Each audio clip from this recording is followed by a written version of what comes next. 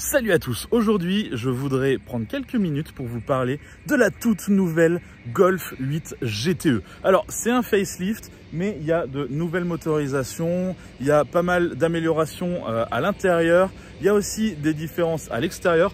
Donc on va parler de tout ça pendant quelques minutes parce que en réalité c'est une voiture qui est super intéressante à découvrir et surtout je crois que Volkswagen n'a absolument pas le droit de se tromper sur celle-ci. Donc on va voir s'ils ont une chance. Avant toute chose, je dois vous parler du sponsor de cette vidéo, Car Vertical. Un ami à moi a failli acheter une Clio Break diesel 90 chevaux. Ça avait l'air d'être une bonne affaire, elle n'était pas très chère. Sauf que voilà, c'est une ancienne voiture luxembourgeoise. Et quand on commence à regarder sur Car Vertical, on se rend compte qu'elle a tapé super fort en 2020. Il y a vraiment des gros dégâts, regardez-moi ça. Tout est plié en dessous. Elle a été réparée, il n'y a aucun doute, puisque... Alors, déjà, le kilométrage a été modifié, parce que maintenant, elle est indiquée comme ayant 40 000 km, alors qu'en réalité, au moment du crash, elle en avait 84 000. Et on peut se rendre compte qu'il y avait entre 5 et 10 000 euros de réparation. Donc, c'est quand même un sacré crash. Et on peut voir que actuellement, elle est immatriculée en France. Donc cette voiture, depuis 2022, elle roule en France alors qu'elle a été accidentée en tant que voiture de société en 2020 au Luxembourg. Faites super attention. Toujours un Car Vertical avant d'acheter une voiture d'occasion pour pas vous faire avoir avec ce genre de conneries. C'est primordial. Déjà, on peut parler du design extérieur. Alors, je vous avoue que la Golf 8, à la base, moi, j'avais énormément de mal avec. En fait, j'ai toujours eu du mal avec ces optiques.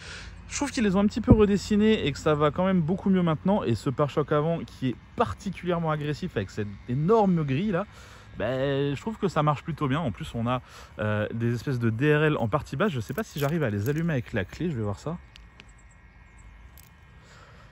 Non, il n'y a que les DRL partie haute qui s'allument. C'est un petit peu dommage. J'aurais vraiment aimé que les parties basses s'éclairent également. Mais bon, là, ça nous permet déjà d'apprécier ces superbes optiques Matrix LED qui, je trouve, qui rendent bien en fait. Je trouve que esthétiquement, pas mal du tout.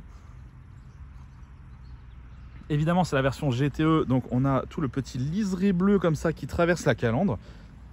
Plutôt joli. Le petit logo GTE ici. Logo GTE qu'on retrouve également sur les portières en énorme. Je trouve vraiment que ce logo il est gros. Je sais pas ce que vous en pensez, mais peut-être un poil too much. Je veux dire, là on sait que c'est une version GTE, il n'y a vraiment pas de doute. À l'arrière, il y a eu également des améliorations, notamment ces nouveaux optiques. Je trouve que ça marche bien, notamment la cinématique d'ouverture avec les clignotants. En fait, si j'ouvre la voiture, vous allez pouvoir le voir. Et là, je l'ouvre. Vous voyez, les clignotants prennent en gros une place assez intéressante puisque c'est uniquement vraiment dans le L de l'optique ici qu'on les voit. Et je trouve que ça marche bien. Je trouve que c'est vraiment pas mal comme système. Bon, sinon à l'arrière, pas de gros changements. On est sur une version hybride, donc on a quand même un moteur thermique. Pourtant, on n'a absolument aucun échappement, comme vous pouvez le voir. En partie basse, on a juste un espèce de diffuseur comme ça. Sur le pare-choc arrière, donc pas de signe que cette voiture pourrait être thermique. Alors évidemment, c'est bel et bien un véhicule thermique. Bon, pourtant elle est ouverte. Oh, ça se fait de l'intérieur, relou. J'aime pas quand ça se fait de l'intérieur. J'imagine que ça doit être quelque part dans la portière. Ouais, c'est là, voilà.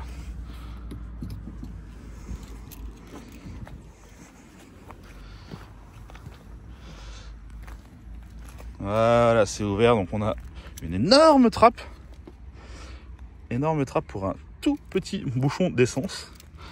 Mais bon, ça c'est aussi, je pense, prévu pour les versions diesel, parce que cette voiture est sortie également en TDI, de façon à pouvoir avoir le petit truc AdBlue sur le côté. C'est pour ça qu'on se retrouve avec une si grosse trappe de recharge. Alors j'ai pas regardé comment celle à l'avant s'ouvre, parce que ici on en a une pour recharger le véhicule. Ça s'ouvre comme ça, très bien. Oula, il nous manquerait pas un truc là? Parce que normalement il y a un cache pour protéger cette partie basse et je crois que ça a été arraché. j'en parlerai à Volkswagen. c'est pas grave. Non, en plus, c'est un petit crochet pour l'accrocher, ça a l'air bien.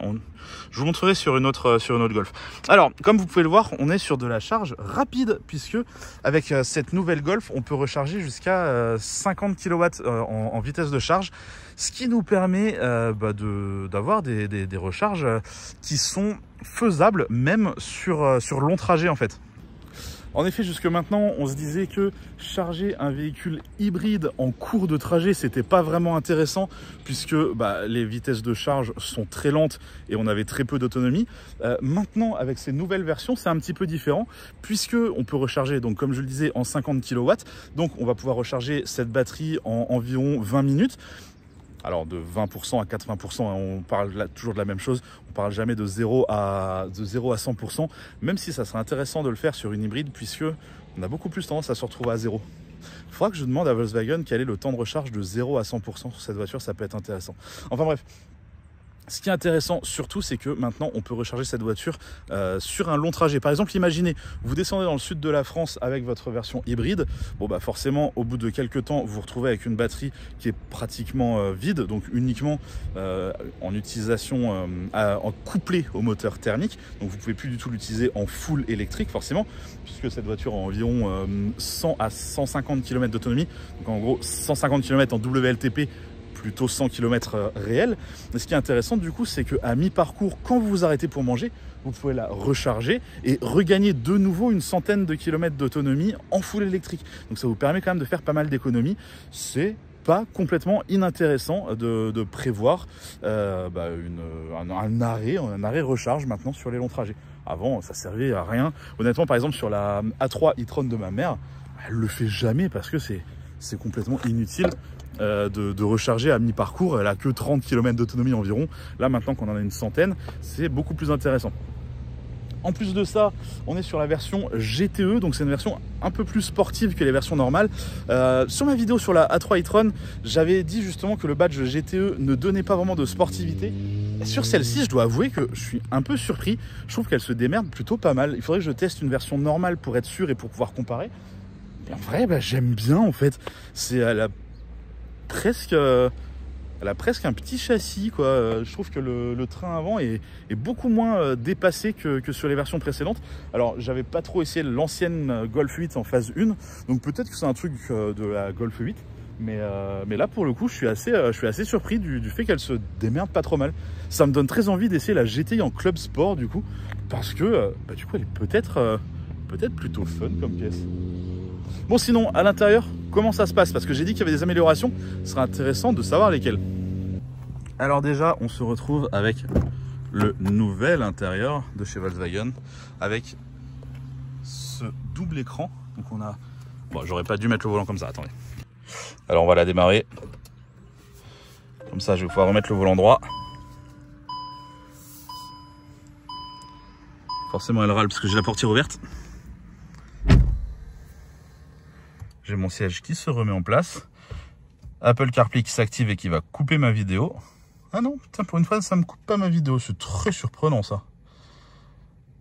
Ouais, intéressant. Donc, il y a CarPlay qui peut se lancer sans me couper ma vidéo. C'est une des premières fois que ça arrive. J'en suis très content. Donc, nouvelle interface de chez Volkswagen. J'en avais déjà un petit peu parlé sur d'autres essais, mais c'est toujours intéressant de le rappeler parce que vraiment, ils ont fait beaucoup d'efforts sur cette interface, avec notamment les deux bandeaux qui restent tout le temps en place. Maintenant, on a toujours une clim en tactile, donc c'est relou que ce soit en tactile, mais au moins maintenant la nuit ça c'est rétro-éclairé. Pareil pour le son, c'est toujours du tactile, donc c'est un petit peu dommage, mais au moins c'est rétro-éclairé. On a ce gros écran ici en partie centrale, on n'a pas d'affichage tête haute, c'est un petit peu dommage, je crois que c'est même pas disponible en option. Par contre, vous l'avez peut-être vu, mais on a enfin de nouveau des boutons sur ce volant, et quel plaisir d'avoir des boutons. Vous n'imaginez pas à quel point j'en avais marre de ce volant tactile. Alors, il faut savoir que ça leur coûte beaucoup plus cher de produire des vrais boutons comme ça. Là, des boutons comme ça, c'est vraiment beaucoup plus cher en termes de moule, etc. que les petits trucs tactiles qu'ils nous faisaient avant. Mais ils ont enfin compris qu'on avait besoin de vraies commandes comme ça, de vrais boutons qui tombent sous la main et qu'on peut utiliser sans avoir le nez dessus. Donc ça, un vrai gros bon point à Volkswagen pour ça. Merci à vous, c'est vraiment ce qu'il fallait. Alors évidemment, cette voiture n'est pas exempte de défauts. On est quand même sur un véhicule à 53 000 € et pourtant en termes de plastique, bon bah c'est du Volkswagen, hein, ça fait clac-clac, c'est pas moussé, c'est pas terrible. Bon bah, c'est une Golf, hein, il faut pas non plus s'attendre à beaucoup de choses. On a ce petit revêtement effet carbone qui est pas incroyable, mais qui est pas dégueu non plus. Là où on regrette quand même 2-3 ajustements qui sont pas terribles, notamment ici, là où on se dit mais attends, qu'est-ce qui se passe? Pourquoi on a un gap aussi énorme. Donc voilà, c'est des petits défauts, des petits trucs qui déçoivent, mais dans l'absolu, bon bah c'est pas très grave. En tactile, on a encore toute la gestion des phares. Ça, c'est un panneau qu'on retrouve dans toute la gamme Volkswagen. On l'a partout. Celui-là ne me dérange pas dans le sens où au final les phares, on les utilise que très peu. En fait, d'habitude, on laisse en auto et on s'embête pas. Donc ça, c'est pas grave que ce soit en tactile. Je peux comprendre qu'on fasse des économies là-dessus. Comme on est sur une version GTE, on a de très beaux sièges baquets gris et noirs. Ils sont massants, ils sont chauffants. Je crois qu'ils sont également, oui, ils sont également ventilés. Donc ça, c'est cool. On est sur quelque chose de vraiment pas mal. On a également un petit toit ouvrant. On est loin d'un toit panoramique ici. On est sur un toit ouvrant, voilà, avec un petit rideau qui s'ouvre en tactile. On a un petit bouton tactile ici pour l'ouvrir. Est-ce qu'il s'ouvre bien jusqu'au bout comme on aime? Non. Il s'arrête ici. Ah. On peut le forcer à l'ouvrir un peu plus, mais c'est compliqué. Alors, en général, les constructeurs arrêtent l'ouverture à partir du moment où ça fait trop de bruit. Donc, il faudra que je teste en l'ouvrant de cette façon-là, voir s'il est bruyant ou pas. Ce serait décevant qu'il soit bruyant, parce que en vrai, l'ouverture, elle est pas très grande, hein. Maintenant qu'on a l'habitude d'avoir d'énormes toits panoramiques, c'est presque un petit peu surprenant d'avoir un tout petit toit ouvrant comme ça. Mais bon, allez, on va dire que ça suffit. Je me rends compte que dans ce véhicule, je n'ai pas de pack son. Je sais pas si c'est en option, mais on n'a pas de pack son différent. Bon, après, il y a quand même quelques enceintes. Je vois qu'on a une belle enceinte en partie basse. On a un tweeter ici, on a une grosse enceinte centrale ici, donc ça doit être pas mal. Il faudra que je teste un petit peu le son, mais ça a l'air pas trop mal. On a des petites prises USB type C ici. Ce qui va être intéressant également, c'est le chargeur sans fil qu'on a là, et je crois même qu'il est réfrigéré. Donc ça peut être utile parce que les téléphones qui chargent, ils ont tout le temps tendance à chauffer. Ce que j'aime bien, c'est qu'on peut refermer comme ça par-dessus. Donc on peut ranger du bordel là et avoir notre téléphone en bas et on l'oublie un petit peu, c'est parfait. Et sinon, bon bah c'est du Volkswagen assez classique, hein. Tout du piano black qui va prendre les traces de doigts, ça c'est dommage. Mais sinon, bon ça c'est pas mal du tout, hein. On a le petit sélecteur de vitesse, le frein à main, engine start. Non, le frein à main est là c'est juste le parc, pardon. Et le auto hold. Et puis un petit rangement ici qui est pas mal, on peut y mettre la clé. Enfin, c'est pas mal du tout. On peut également remarquer qu'on a ce porte-gobelet un peu magique. Je sais plus comment on le range. Voilà, on range comme ça. Donc bon, là il y a les bonbons que Volkswagen nous fournit. Je vais les virer, on va les foutre là-bas. Alors là, on a un petit rangement. Et en fait, ce qui est pas mal, c'est que quand on met une canette dedans, on peut appuyer sur le bouton. Et hop, la canette est automatiquement sécurisée dedans selon la taille de la canette. C'est bien foutu. Ça fait quelques années qu'on l'a chez Volkswagen, mais c'est toujours intéressant de le noter parce que bah, c'est pas mal du tout. C'est plutôt bien foutu. Donc autant le noter. Vous savez que j'aime les porte-gobelets un petit peu spéciaux. J'adorais celui que j'avais dans ma Porsche à l'époque parce que vous savez, on avait le truc ici là qui sortait. C'était vraiment très bien. Il y avait un mécanisme assez sympathique. Bon, maintenant la question c'est: est-ce que cette voiture vaut son prix? Je vous rappelle qu'elle est à 53 000 €. Ça, honnêtement, c'est à vous de me le dire. Est-ce que c'est une Golf quand même qui fait 272 chevaux, qui est hybride rechargeable, qui a une centaine de kilomètres d'autonomie en électrique, donc 53 000 €, c'est beaucoup d'argent. Mais est-ce qu'elle les vaut? Je sais pas, ça c'est... Honnêtement, c'est à vous de me le dire. J'aimerais beaucoup que vous m'en parliez dans les commentaires. Est-ce que selon vous, c'est un prix justifié? Surtout que je sais même pas si ma version d'essai coûte vraiment 53 000 €, parce que je sais pas si le toit ouvrant est de série. Ça m'étonnerait qu'il le soit. Donc à mon avis, c'est encore un petit billet à rajouter pour avoir ça. Et on a également un grand écran, parce qu'il y a 2 tailles d'écran différentes. Donc si ça se trouve, cet écran est également en option sur la GTE. Je sais pas, il faudrait quand même revérifier dans les docs du constructeur. Sinon, en termes de comportement, comme je le disais tout à l'heure, c'est quand même beaucoup mieux que les versions précédentes. Donc, assez content à ce niveau-là. Ah, je voulais quand même en profiter pour vous parler d'un truc. Souvent, dans les versions hybrides, on me dit, mais attends, t'imagines, le moteur, il démarre directement à plein régime, ça abîme le moteur, etc. Et à chaque fois, je vous dis... oui, et je suis pas sûr que les constructeurs le prennent en compte. Et ben sur cette Golf, il m'a été confirmé que le moteur 1,5 litre est vraiment spécifiquement développé pour la version hybride. C'est-à-dire que normalement le 1,5 litre déjà, il a le cylindre à la demande. Donc ça maintenant ça s'est supprimé parce que sur une version hybride, c'était un petit peu dangereux d'avoir en termes de fiabilité ce système. Donc là, on l'a plus du tout. Tout le système de refroidissement est entièrement repensé. Le système d'induction d'air a été entièrement repensé. C'est vraiment un moteur qui a été entièrement réfléchi pour pouvoir être démarré et monté en haut régime assez rapidement. Donc là, pour une fois, là je peux vous le confirmer, le moteur a été réfléchi dans ce sens. Et ça fait plaisir parce que d'habitude les constructeurs ils en parlent pas du tout de ça. Donc voilà, là au moins vous le savez, celle-ci elle est réfléchie dans ce sens. Sinon, en termes d'équipement, on a plutôt les classiques. Hein. On a la conduite autonome, on a le régulateur adaptatif, on a les caméras 360, caméras de recul, etc. On a des caméras sur le côté, on a le park assist, etc. Donc ça, c'est toutes des options qu'on a l'habitude d'avoir chez Volkswagen. Il n'y a pas de grosses surprises à ce niveau-là. En termes d'interface, c'est pareil, c'est l'interface Volkswagen assez classique avec les ambiances pour tout ce qui va être éclairage à l'intérieur. On a en fait, on a tout ce qu'il y a une Volkswagen classique, rien de plus, rien de moins. Donc je vais pas vous refaire toute l'interface, on l'a déjà fait dans d'autres vidéos et puis il y a de grandes chances que vous connaissiez déjà un petit peu comment fonctionne l'interface Volkswagen. Vous savez que celle-ci, elle est quand même beaucoup mieux pensée que les précédentes, comme je vous le disais, le panneau en bas, le panneau en haut, qui rend le truc beaucoup plus ergonomique, notamment avec ces petits raccourcis en haut, qui nous permet voilà d'avoir l'autonomie actuelle de la batterie. Donc j'ai encore 28%, j'ai encore 33 km. 33 km, c'est environ ce que je peux faire avec la A3 e-tron de ma mère quand la batterie est à 100%. Donc là, franchement, 28%, 33 km, c'est plutôt pas mal.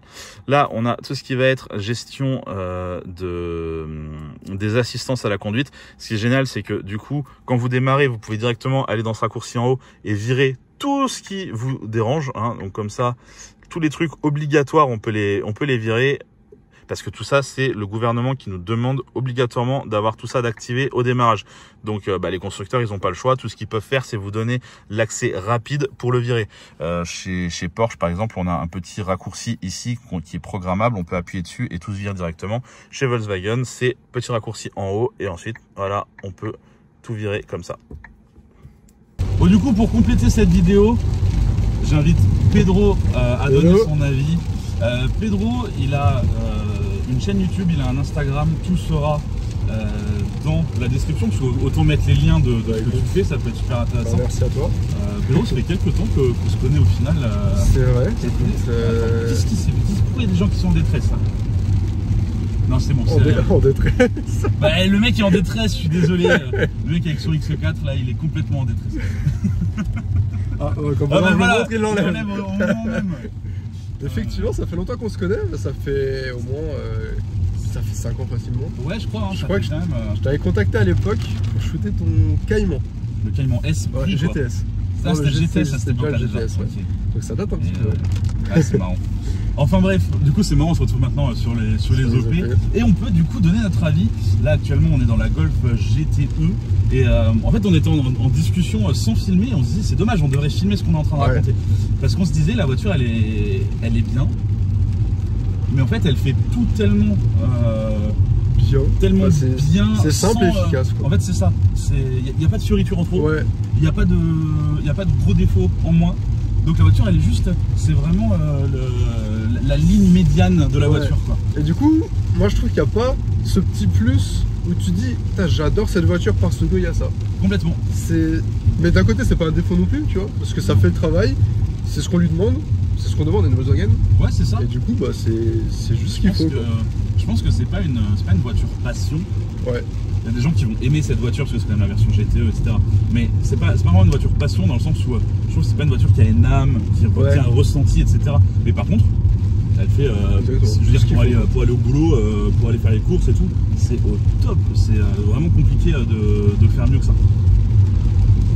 Putain, G6. Ouais, j'avoue que j'étais là, ok. Ça, à mon avis, c'est Eric. En orange en plus? Ah, peut-être. Ouais. Oui, parce qu'il m'a dit qu'il venait avec le G6. Ah, bah ça doit être lui alors. Ouais. Ils se retrouvent tous sur les OP. Ouais, bah, c'est ça qui est marrant. Mais, bon, du coup, en termes de ressenti de conduite, on va avoir du mal à en parler aujourd'hui parce qu'il pleut.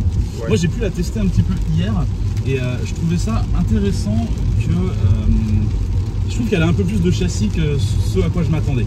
C'est-à-dire que le train avant n'est pas dépassé dans la seconde qui suit, comme sur la A3 de ma mère ou comme sur des anciennes Golf que j'avais pu essayer. Là, j'ai l'impression que ça a un petit peu travaillé.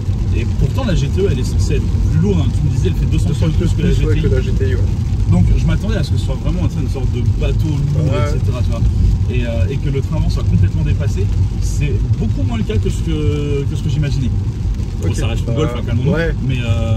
Mais c'est mieux, quoi. Mais c'est mieux que ce que je pensais. Je pense que autant...